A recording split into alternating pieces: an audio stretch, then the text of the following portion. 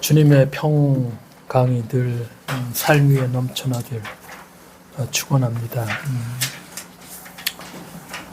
어느새 또 우리가 선거를 또 한 50일 정도 남겨놓고 있고, 참 정치라는 거.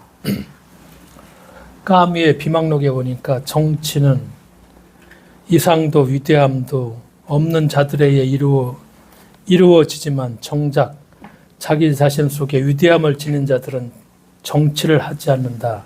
문제는 자신의 내부에 새로운 인간성을 창조할 수 있느냐의 여부다.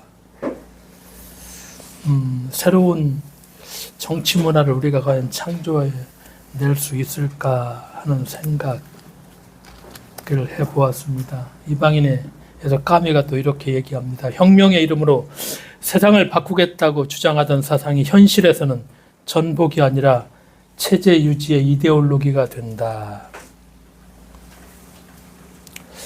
생각을 좀 여러 가지 해볼 수 있는 말이죠. 프란츠 카프카 심판에서 이렇게 얘기합니다. 모든 혁명은 증발되고 새로운 관료 체제의 악취만 남는다. 오만과 편견이 제인 오스틴은 정치는 정치인만 행복하게 한다. 영국의 역사가 토마스 칼라일 잘 알죠. 정치가 사람을 행복하게 해줄 것이라고 부질없는 희망일 뿐이다. 우리 옛사람 이렇게 말했죠. 권력은 씨앗과 같아서 둘로 나눌 수가 없다. 근데 우리가 무관한가? 아니죠. 뗄래야 뗄 수 없죠. 정치하고 우리하고는 또. 가장 좋은 예언자는 지나온 과거이다. 딱 맞는 얘기구나. 지나온 과거. 그렇죠. 과거를 잘 돌아봐야지 현재를 볼 수 있죠. 현재를 돌아보며 우리의 또 앞날 미래를 향해서 우리가 가고 있죠. 그러면은 조금 더 현명하고 지혜로운 판단을 우리가 해야 될 것이고, 늘 예수님께서 하셨던 말씀처럼 우리가 깨어 있을 수 있는, 그래서 주님은 늘 깨어 있으라 이렇게 얘기했듯이 깨어 있을 수 있는, 어지러운 때일수록 우리가 깨어 있어서 오늘을 좀 눈을 부릅뜨고 살아가야 할 것입니다. 종려주일이죠, 오늘. 갈릴리에서 예수님이 활동을 하죠. 그러다가 이제 예루살렘에 입성합니다. 예루살렘에 왜 입성하느냐? 고난받고 십자가에 달리시기 위해서 이제 예루살렘에 입성을 하죠. 그때 어린 나귀를 타고, 그랬을 적에 군중들은 종려나무 가지를 흔들면서 호산나, 호산나 이렇게 외치죠. 한 주간 고난주간의 시작인데 반복하고 되풀이되는 건 의미가 없고, 우리가 하나 물어야 된다는 것. 오늘의 의미가 무엇인지. 물음이 멈추면은 신앙의 성장도 멈추죠. 그래서 무뎌지고 자신만의 견고함을 그렇게 쌓아놓고 있으면은 우리는 전혀 앞으로 나아갈 수가 없죠. 묻는다는 거. 그럼 고난주간이 예를 들어서 나에게 어떤 의미가 있는가. 이 고난주간이 또 내가 오늘을 살아가면서 나는 또 어떻게 해야 될까. 우리가 묻는 물음만큼은 꼭 자각하고 살아가야 되겠다, 그런 생각을 늘 합니다. 근데 주님께서 고난을 받는 그 신앙의 여정에 여러 인물들이 많이 나옵니다. 오늘은 베드로가 3번 부인하는 것뿐만 아니라 여러 명 등장을 하죠.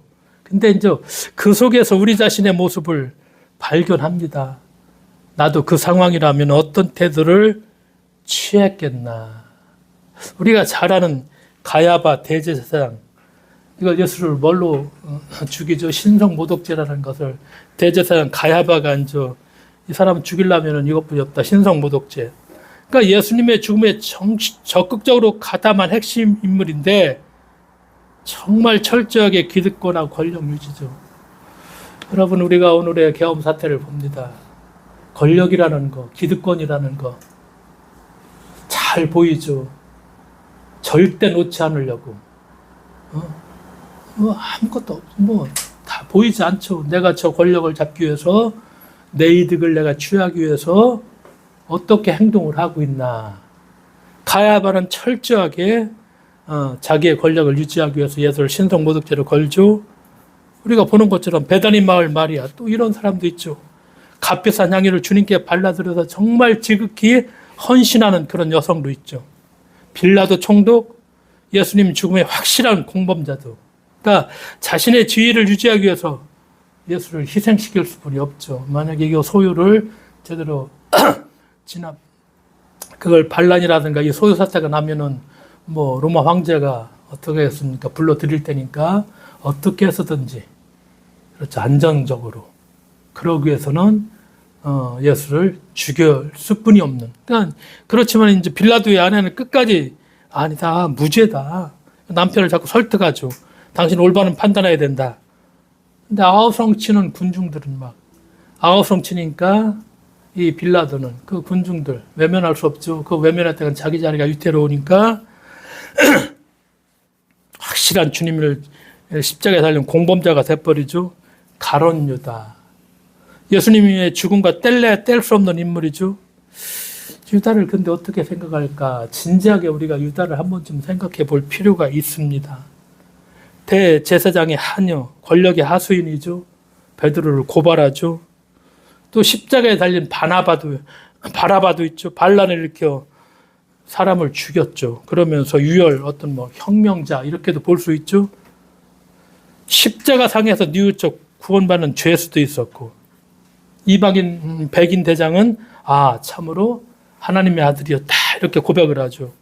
우리가 또 하나 잘 아는 구레네 사람 시몬은 예수님의 십자가를 대신 지고 가고, 아리마다 사람 요셉은 부유한 유대인이지만 의원이지만 빌라도에게 예수님의 시신을 요구해서 깨끗한 세메포로 감싼 다음에 바위를 깎아 만든 자기의 새 무덤에 예수님을 모셨죠. 무덤에 경비병 등등 이렇게 예수께서 십자가에 달리시면서 그 주변에 여러 인물들이 등장을 하죠.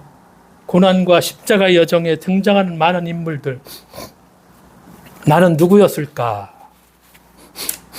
우리가 배반자 유다일 수도 있죠. 내가 빌라도라면은 그 당시 빌라도랑 똑같을 수뿐이 없었지 않았을까? 가야바의 대제사장, 나도 그러지 않았을까? 혹은 우리가 좀 더 이렇게 아리마대 사람 요셉일 수도 있고,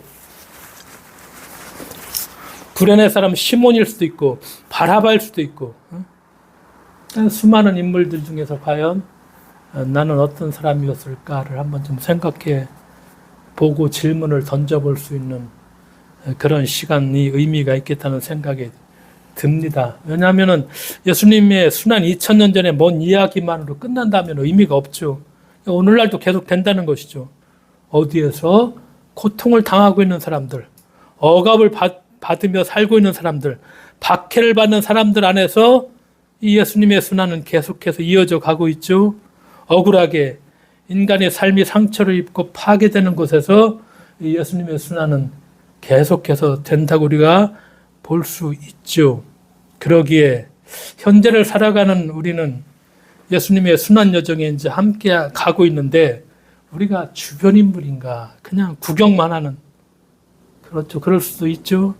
아니면은 내 이익을 지키기 위해서, 내 이익을 침해받지 않기 위해서 적절히 검은 손하고 손을 잡고 가담하며, 혹은 정말 아파하며, 고난을 내가 정말 같이 짊어지고 나누어 줘야 되겠다. 나는 과연 우리가 어떤 사람일까? 이 종려주일 주간에 우리가 한번 이 많은 사람들이 다 내 안에 있는 사람들이잖아요. 다 내 안에 있는 사람들인데, 다라면은 그러면 오늘을 어떻게 살아갈까? 오늘 본문도 구체적으로 이제 예수님이 베드로가 예수를 부인하는 그런 얘기죠. 우리는 이걸 잘 알고 있죠. 이 의미가 어디에 있을까? 요한복음 기자는 먼저 피워놓은 숯불을 두 번이나 얘기하는데 다른 데서는 안 나오고 여기 요한복음에서만 나오는데, 문자적 실제 날씨가 추웠으므로 숯불을 피워 놓을 수가 있죠. 초봄이고 밤이죠. 또 예루살렘은 평지보다 높죠. 또 하나 상징적으로 베드로의 배반과 연결하고도 있다는 것을 볼 수가 있죠. 숯불이라는 그리스어 안트라키아는 신약 성경에서 딱 두 번, 아까 읽은 김상현님이 읽은 그 본문에서 딱 두 번 딱 사용이 됩니다. 모두 다 베드로와 연관해서 관련돼서 사용이 되죠. 베드로가 예수님을 부인하는 장면과 부활하신 예수님이 베드로에게 세 번 당신을 사랑하는가를 묻는 장면에 이 숯불이 딱 두 번 등장을 합니다. 그러니까 상징적인 것이라 이렇게 볼 수가 있겠죠. 이러한 연결을 통해서 요한복음 기자는 베드로가 숯불 곁에서 주님을 세 번 부인했고 다시 숯불 곁에서 부활하신 주님께 세 번 사랑한다고 고백함으로써 잃었던 사도 직분을 회복하고 수제자 자리에 복원된다고 요한복음 기자가 오늘 그렇게 말을 하고 있죠. 베드로의 첫 번째 부인 18장 17절에서 18절 아까 읽은 말씀이었죠. 그러면은 어떻게 베드로가 나는 아니요라고 말할 수 있었을까? 최후의 만찬을 하죠. 예수님이 십자가에 달리시기 전에. 그러니까 예수님이 내가 가는 곳에 지금은 따라올 수 없다. 그러나 나중에는 따라오게 될 것이다. 요한복음 13장 36절에 이렇게 말씀하십니다. 그러니까 베드로는 주님 어찌하여 지금은 주님을 따라갈 수 없습니까? 주님을 위해서라면 저는 목숨까지 내놓겠습니다. 요한복음 13장 37절에서 목숨까지 내놓겠다고 얘기하죠. 목숨까지 바치겠다는 그의 호언 장담은 불과 24시간도 되지 않아 허공으로 사라져버렸죠. 마태복음에 보면 베드로는 자기가 단순히 주님을 배반하지 않을 것이라고 장담했을 뿐 아니라 다른 제자들을 무시하면서까지 장담을 합니다. 마태복음 26장 33절에 모두 스승님에게서 떨어져 나갈지라도 저는 결코 떨어져 나가지 않을 것입니다. 나만은 떨어져 나가지 않을 것입니다. 우리 삶은 한순간에도 바뀔 수가 있죠. 천국문 바로 앞에 지옥으로 가는 낭떠러지가 있다는 그런 말이 있죠. 우리가 주님을 닮아가겠다 결심하고 나름대로 경건의 삶을 실천하고 이렇게 사다리를 조금씩 올라가는 것과 비슷하다고 살 수 있고, 이렇게 덕을 쌓고 이렇게 덕을 하나씩 쌓아가는 삶은 한 걸음 한 걸음 참 더디게 가죠.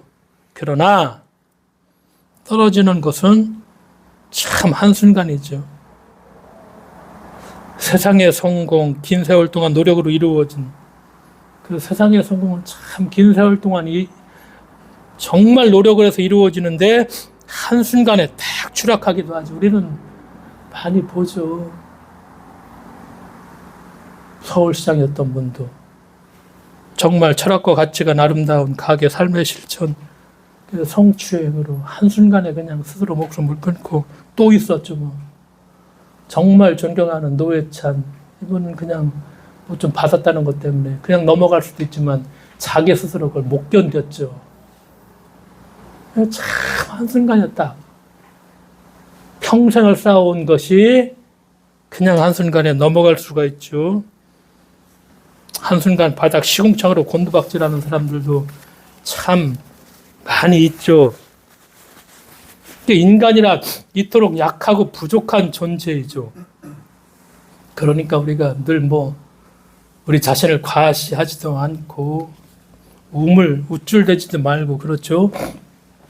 우리 안에 계신 성령 하나님께 의지하고 그분의 뜻에 순종하며 살아간다는 것, 이것이 우리들의 어떤 신앙의 자세일 수뿐이 없죠. 우리가 이런 존재라는 것. 베드로의 두 번째, 세 번째 배반, 아까 읽은 두 번째 본문이죠. 요한복음 18장 25절에서 27절. 베드로가 두 번째, 세 번째 배반 역시 숯불이 있는 곳에 일어나죠. 불을 쬐고 있던 대제사장의 종들과 경비병들이 옆에 있던 베드로에게 당신도 저 사람의 제자 가운데 하나가 아니요, 이렇게 묻죠. 그러니까 베드로가 나는 아니다.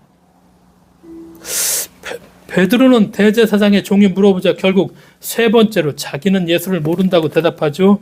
이 종은 예수를 잡기 위해서 겟세마네에 갔던 사람이고, 이 종은 베드로가 휘두른 칼의 오른쪽 귓볼이 잘려나간 말구의 친척이라고 요한복음 아까 읽은 본문에 그렇게 기록되어 있죠.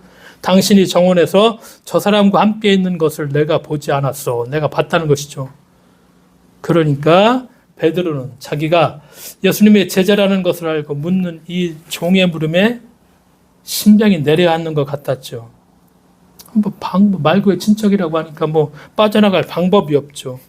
그러니까 요한복음 기자는 대제사장의 종의 물음에 대한 베드로의 그 마음을 담담하게 간단히 서술하죠. 베드로가 다시 아니라고 부인하자 곧 닭이 울었다. 18장 27절 말씀이죠. 근데 이걸 마태복음에 보면은 조금 더 26장 74절에 보면 베드로가 대제사장의 종이 확신에 차서 단도직입적으로 묻자 너무 놀라고 두려워서 아주 강하게 저주와 맹세까지 하면서 예수님을 부정한다. 마태복음에서는 이렇게 하죠. 마가복음에서는 베드로는 저주하고 맹세하면서 나는 여러분이 말하는 저 작자를 알지 못한다. 저주. 내가 빌어먹을 저 인간과 한패라면 하나님의 저주를 받을 것이요. 이렇게 저주하고 또 맹세하죠. 하나님 앞에 맹세하거니와 나는 여러분이 말하는 저 작자를 예수를 정말 모른다. 그런 얘기죠. 베드로는 자기가 예수님의 제자가 아니라는 사실을 상대방에게 확신시키기 위해서 예수님을 저 작자라고 하며 저주와 맹세까지 하죠. 베드로는 왜 주님을 배반했을까? 우리가 한번 생각을 우리도 그냥 막연하게 해보았을 것입니다. 왜 부인했을까? 죽음에 대한 두려움 때문에 그럴 수 있죠, 충분히. 그런데 생각해 보면은 성서학자들은 베드로가 자신이 누군지 솔직히 고백했다 하더라도 잡혀갈 확률은 크지 않다는 것입니다. 왜? 유다 지도자들의 목적은 예수님을 체포하는 것이지 그 제자들을 체포하는 것이 아니라는 것이죠. 나머지 졸개들은 다 뿔뿔이 흩어질 것이고 예수만 잡아놓으면은 그게 제자들까지 잡을 필요가 없죠. 그리고 제자들을 잡아오라는 명령을 하지 않았죠. 베드로를 붙잡으려고 했다면은 어떤 죄명을 씌워서라도 베드로를 충분히 잡을 수 있었죠. 그럼 왜 저 사람을 알았냐고, 저 사람의 제자가 아니냐고 물었는가? 조롱하기 위해서죠. 권력과 힘을 가진 사람은 조롱하는 것이 재미있습니다. 조롱하기 위해서. 이게 권력 노름이니까. 그렇다면 도대체 무엇이 베드로를 그렇게 만들었을까? 붙잡혀 죽을지도 모른다는 두려움 때문이죠. 그래서 성서에 가장 많이 나오는 말씀 가운데 하나가 두려워하지 말라라는 말씀이죠. 우리 인간을 너무 잘 알기에 두려워하지 말라. 그러니까 두려움은 하나님과 함께 살아가는 신앙인의 삶을 실패로 이끌죠. 그래서 대부분의 사람들이 두려움 때문에 실패를 합니다. 우리가 출애굽기에 보면 이스라엘 백성들 마찬가지죠. 이스라엘 백성들 대다수가 약속의 땅, 가나안 땅에 들어가지 못했죠. 왜냐? 그 땅에 들어가면은 거인족이 살고 있어 죽을지도 모른다는 두려움. 실제 그렇지 않은데 그냥 그런 것 같아.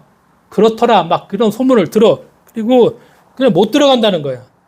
죽을지도 모른다는 두려움. 그게 신앙이라는 것이 하나님께 온전히 의탁해야 되는데 그렇게 못했죠. 그러니까 우리 안에 있는 도사리고 있는 두려움, 이게 참 신앙의 삶을 참 많이 방해하죠. 근데 실제하지 않은 상상의 두려움이 많이 있죠. 일어나지 않은 두려움이죠. 또한 작은 두려움을 크게 부풀려서 그냥 두려움을 이렇게 키워버립니다. 그냥 딱 보면 별거 아닌데도. 그래서 우리가 잘 아는 이야기처럼 냉동창고에 갇혔는데 죽었어. 근데 열어보니까 냉동창도 가동되지 않았어. 왜 죽었어? 그냥 두려움 때문에. 나는 죽었다는 것 때문에. 중요하죠. 나를 그토록 두렵게 만드는 것이 도대체 무엇인가? 이게 외로움인가? 내가 누구한테 받은 상처인가? 아니면 병인가? 실직인가? 실패인가? 저처럼 궁극적인 죽음. 이건가? 그러니까 하여간 무엇이 되든 간에 자꾸 실체를 직시를 해야 되죠. 죽음도 마찬가지죠. 자꾸 직시해야 됩니다. 그냥 없어지는 거 아니니까 직시하고 대면하고. 그래서 무엇이든지 그 두려움이 어떤 것이든지 눈을 똑바로 뜨고 그 대상과 마주해야 합니다. 회피해서는 안 되죠. 그래야 두려움이라는 파괴적인 힘에서 벗어나는 첫걸음을 우리가 뗄 수가 있죠. 직시하고 눈을 똑바로 두고 마주한다는 거. 신앙에 이런 훈련이 없으면은 그냥 다 끌려다닙니다. 자기를 다 내어버리죠. 그래서 막 우리가 얼마나 많은 것을 봅니까? 사이비 신앙들은 다 자기를 그냥 내팽겨친 거예요. 그냥 교주한테 자기를 다 갖다 준 거야.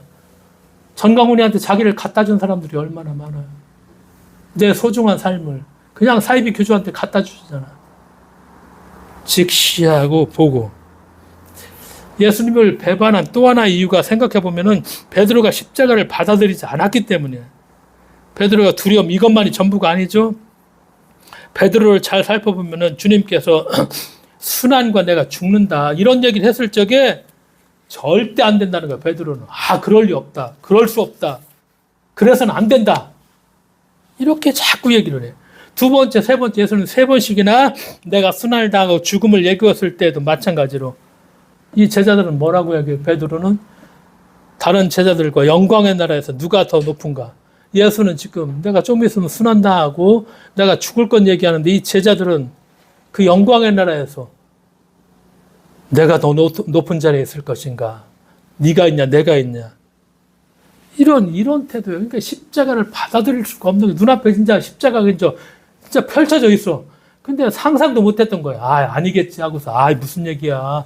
예수가 그래도 하늘나라를 만들어서 내가 거기 좀 높은 자리에 이거 생각했는데 진짜 십자가를 지네. 그런 장면이잖아요. 그러니까 도망가 버리고 가룟 유다 마찬가지잖아요. 지상 왕국을 꿈꾸었어. 이게 좌절돼 버렸어. 그게 팔아 넘기죠. 예수가 내가 예수를 따라가면은 저 예수가 로마를 물리치고 거대한 새로운 이제 다윗이 만든 그러한 제국에 그렇게 건설하고 우리가 거기에서 같이 이제 이렇게 살겠다. 이거 얘기했는데 이거 비참하게 가서 막 십자가 매 맞고 막 하면서 이거 받아들일 수가 없죠. 그러니까 가룟 유다도 예수를 배반하고 팔아버리죠. 그러니까 예수의 뜻이 아니라 자신의 일만 생각했던 거야, 결국은. 에? 영광의 나라에서 내가 얻을 이것만 생각한 거야. 그러니까 예수님을 배반한다는 게 뭐 별거 아니죠. 예수님의 뜻을 생각하지 않고 자신의 일만 생각한다는 거. 오늘날도 마찬가지죠. 우리가 예수를 배반하는 일은 결코 없다. 아니죠. 예수님의 뜻을 따르지 않고 자신의 일만 생각하는 것이 바로 예수님을 배반하는 것이죠. 그러니까 일상의 삶에서도 우리가 예수를 부인하고 배반할 때 참 많죠. 내 뜻과 내 욕심, 내 이기심. 그렇죠. 기도를 통해서 합법적으로 가장을 시켜버려 자기 욕구를 기도라는 걸 통해서 합법적으로. 근데 결국은 자기 욕망이잖아요. 진짜 하나님의 뜻대로 살고 그런 삶이 아니라 내 욕망, 내 이익. 그것을 성경은 말씀하고 있죠. 그러니까 수제자 베드로 예수님을 배반하고 그러면서 우리는 또 하나 여기서 바라보는 게 성경에 드러난 인간의 양면성이야. 베드로의 배반은 인간의 양면성을 좀 더 깊이 생각하게 하죠. 창세기에서 우리가 잘 알고 있는 것처럼 물로 세상을 심판하고 그 다음에 의인 노아를 통해서 구원하죠. 그리고 하나님은 노아와 새로운 계획을 맺죠. 근데 의인 노아, 하나님과 계획을 맺은 노아의 삶이 어떠했냐? 별거 아니죠. 술이 취해서 벌거벗어 잠들어 있는 거. 이걸 적나라하게 보여주죠. 왜냐? 성경은 노아의 그 추한 모습을 보여주면서 인간의 양면성을 다 드러내 보여줍니다. 의로운 노아가 있고 부끄러운 노아, 술이 취해 홀딱 벗고 있는 그런 노아. 인간은 누구나 이렇게 이중적이라는 것이죠. 이 양면성을 말씀하고 있죠. 그러니까 주님의 자비와 은총에 의지하지 않고서는 아무도 생명의 길을 걸어갈 수 없다는 것을 성경은 말씀하고 있죠. 그러니까 양면성의 인간이죠. 인간 안에 선과 악이 공존하죠.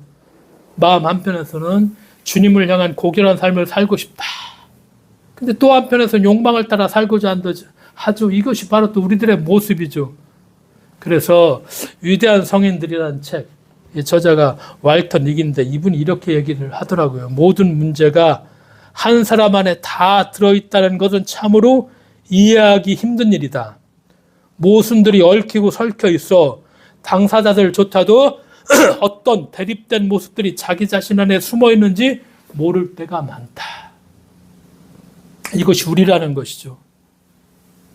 만일 성경에 위인들의 좋은 점만 우리가 소개를 한다면 다윗을 얘기할 적에 바세바에게 다 빼버리고 우리야 죽은 거 빼버리고 자식들이 반란 일으켜서 빠버리고 살인사건 다 빼버리고 뭐만 조약들로 골리앗 물리친 거, 이스라엘을 통일한 거, 모든 우상을 없앴다는 거, 이렇게 완벽한 임금. 성경은 이렇게 얘기하지 않죠. 우리는 그렇게만 얘기한다면 죽었다 깨어나도 다윗처럼 못 되죠. 나라한 처녀 별개의 사람. 그런데 다윗의 부끄러운 모습을 우리에게 있는 그대로 다 알려주죠. 그런 이유는 우리가 주님의 자비와 은총에 의지해서 살 수밖에 없는 그런 존재라는 것. 동시에 하나님의 위대한 역사는 부족한 우리를 통해서 이루어 가신다는 것. 그래서 파스칼의 방세에서 이렇게 얘기하죠. 인간의 위대함을 말하지 않고 단지 짐승과 같은 존재라는 것만을 알게 하는 것은 위험하다. 또한 인간의 비열함을 보여주지 않고 그의 위대성만을 지나치게 보여주는 일도 위험하다. 그중 어느 것도 알려주지 않는 것은 더욱 위험하다. 그러나 둘을 다 밝혀주는 것은 매우 유익한 일이다. 이중성을 가진 인간이죠. 양면성을 가진 우리죠. 그러니까 바울 사도가 뭐라고 고백하느냐. 나는 내가 바라는 것을 하지 않고 오히려 내가 싫어하는 것을 합니다. 나는 선을 바라면서도 하지 못하고 악은 바라지 않으면서도 악을 행합니다. 나는 과연 비참한 인간입니다. 누가 이 죽음에 빠진 몸에서 나를 구원해 줄 수 있습니까? 우리 주 예수 그리스도를 통해서 나를 구원해 주신 하나님께 감사합니다. 로마서에서 사도 바울이 고백하죠. 자신의 나약한 모습을 고백하고, 그렇죠. 그러나 절망하지 않죠. 자비와 은총으로 구원해 주시는 하나님께 의탁하죠. 이것이 신앙이라는 것이죠. 하나님의 은총으로 살아가는 인간이죠. 그래서 자기 삶의 밝은 면, 어두운 면을 모두 인정하죠. 우리가 그늘진 면을 인정할 때 내가 누구이며 하나님의 은총이 어떤 의미인지 알게 되죠. 자, 여기서 뉘우친다는 거. 베드로하고 유다가 두 제자가 뉘우치는 장면이 나오죠. 부족한 우리 베드로처럼 예수님을 부인하고 배반할 수 있죠. 그런데 유다가 아니라 베드로처럼 뉘우쳐야 한다는 것이죠. 뉘우친다고 하는 것이 모두 다 회개하는 것은 아니죠. 베드로의 뉘우침은 회개라고 얘기하죠. 유다의 뉘우침은 후회라고 합니다. 회개, 메타노니아. 회개하다. 메타노니나, 메타노에우서 온 말이죠. 그런데 유다는 메타노에우가 아니라 메타멜로마이. 이렇게 표기를 합니다. 그때 예수님을 팔아넘긴 유다는 그분께서 사형 선고를 받으신 걸 보고 뉘우치고 메타멜로마이. 뉘우친다는 건 뭐냐? 자신이 악행이나 잘못에 대해 유감스러워하거나 후회하며 자신을 꾸짖고 단죄하는 것을 뜻한다. 이게 유다가 한 일입니다. 주님께 돌아가는 회개가 아니죠. 뉘우침의 방향이 어디인가? 주님께 나아가야 된다는 것이죠. 나를 단죄하고 후회하는 것. 이건 신앙인의 태도가 아니죠. 그래서 똑같이 베드로하고 저는 절대 모른다고 3번 그렇게 부인한 베드로하고 유다의 차이가 여기에 있다는 것이죠. 회개하는 누구나 하나님은 용서와 새로운 삶을 선물하시죠. 단순한 후회나 자기 단죄, 이건 결국 건강하지 못하고 나를 조금씩 파멸을 이끄는 그런 삶이 될 수뿐이 없죠. 그래서 회개한 베드로에게는 내 양을 먹이라 하면서 치유하고 회복시키시고 새로운 사명을 주죠. 고난주간을 시작을 하죠. 나는 어떤 사람인가? 우리가 서로에게 한번 물어보고 베드로처럼 두려움을 우리가 깊이 직시하며 십자가를 지신 주님. 그래서 내 생각이 아니라 내 이익이 아니라 주님의 일을 생각할 수 있는 우리가 인간의 양면성을 갖고 살아가지만 그러나 우리는 하나님의 은총에 깃대어서 오늘 우리가 살아갈 수 있음을 고백하며 우리의 신앙의 삶을 살아가야 하겠습니다. 기도하겠습니다. 하나님 아버지 감사드립니다. 묻고 성찰하며 살아있어서 깨어있어서 오늘을 살아갈 수 있도록 주님 저희들을 일으켜 세워주실 것을 믿으며 예수님의 이름으로 기도드리옵나이다. 아멘.